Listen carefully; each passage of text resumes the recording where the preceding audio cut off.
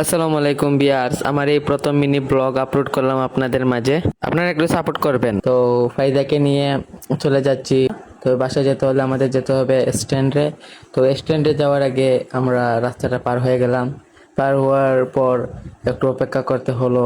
তো অপেক্ষা করতে করতে আর অটো পাচ্ছি না। তো দাঁড়িয়ে থাকতে থাকতে থাকতে থাকতে দেখি একটা অটো আসছে না। তো ফায়দা আমাকে অনেক রাগ করে চেয়ে আছে, বলতে অটো কয়। অবশ্যই একটা অটো পেয়ে গেলাম। তো অটোতে দৌড় মেরে আমরা দুজন উঠে গেলাম। উঠেই আমি ফাইজাকে জিজ্ঞাসা করলাম যে আজকে তোমাদের কি পড়ানো হলো। ও সবাইকে হাই দিচ্ছে, দিয়ে আমি বললাম কি পড়ানো হলো। ছুটি গেছে আজকে কিটা পড়াইছেন স্যারে?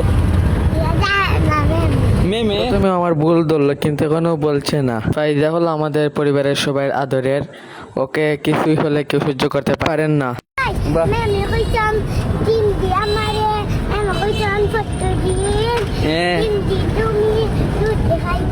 ডিম দি রুটি তুই তো ডেইলিও খাও।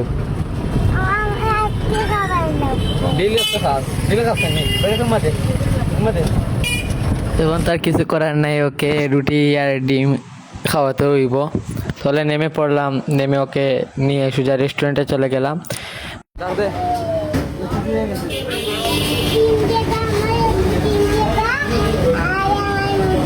দুইটা রুটি অবশেষে রুটি সব কিনে দিয়ে ফাইজাকে আবারও বাড়ির উদ্দেশ্যে চলে যাচ্ছি। তো এটাই হলো আমার প্রথম মিনি ব্লগ। জানি না ভিডিওটা কিরকম হয়েছে, আপনাদের ভালো লেগেছে কিনা না। তাহলে যদি ভালো লাগে মাফ করে দিবেন, আর ফলো, লাইক, কমেন্ট, শেয়ার একটু করে দেবেন প্লিজ।